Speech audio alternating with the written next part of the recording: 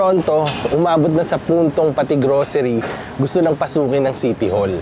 Hindi dahil trip lang nila, kundi dahil sa taas ng presyo ng pagkain at sa dami ng taong napipilitang umasa sa mga food banks. Nitong March 26, inaprubahan ng Toronto City Council ang pag-aaral para sa 4 na city-run, not-for-profit grocery store, tig-isa sa downtown, North York, Scarborough at Etobicoke.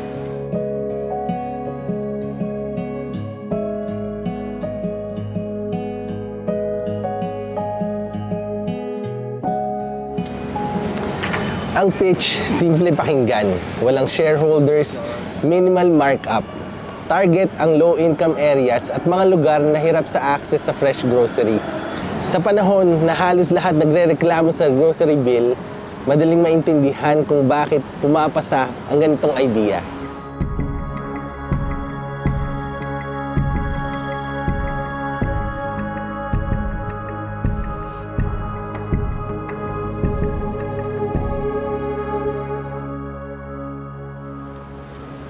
Pero dito pumapasok ang malaking tanong. Kaya ba talaga ng lungsod na magpatakbo ng grocery store? Ang grocery business kasi, manipis lang ang kita, nakadepende sa skill. Ayon sa Daily Bread Food Bank submission sa City Council, retail grocery margin sa Canada ay tinatayang nasa 3 hanggang 5% lang. Ibig sabihin, kahit maliit ang target mong ibaba ang presyo, sobrang hirap niyang abutin kung wala kang lakas bumili in bulk at wala kang maayos na supply chain. At yan ang warning ng ilang experts. Ang malalaking chains, matagal nang may supplier relationships, logistics systems, warehouse, at purchasing power. Kapag bagong pasok ka pa lang, malaki ang tsansang mas mahal pa ang kuha mo sa mga goods kaysa sa private sector. Kaya ang tanong, hindi lang makakapagpabukas ba ang city? Ang tanong, makakapagbenta ba ito ng mas mura nang hindi tuluyang sinasalo ng taxpayers ang diferensya?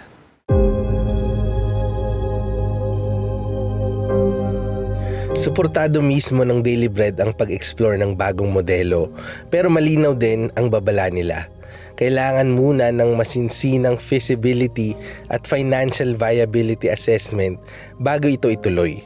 Sabi nila, kahit may price reduction, maaring maliit lang ang tunay na matipid ng bawat tao kada buwan kapag isinama ang operating costs. At mas malalim pa ang punto nila. Food insecurity ay hindi lang access problem, income problem din ito, housing problem din ito. Sa madaling salita, kahit magbukas ka ng murang grocery, kung kapos pa rin ang kita ng tao at mahal pa rin ang renta, hindi pa rin mawawala ang ugat ng problema. May logic pa rin naman yung planong ito.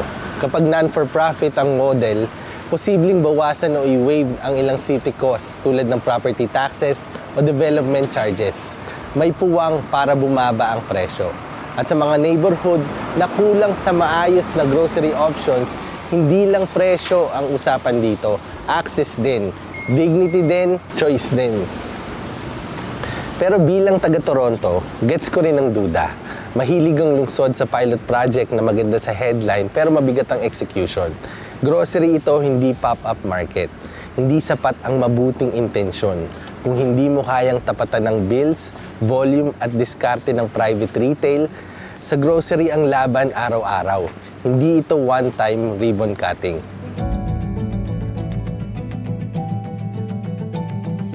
Ngayong may tools na tayo tulad ng AI, ito naman ang sabi niya. Public grocery stores can improve access and affordability, but only if the model is operationally disciplined, financially transparent, and designed around scale rather than symbolism. At yan siguro ang pinaka-importanting paalala. Kailangan gumana siya sa tunay na buhay.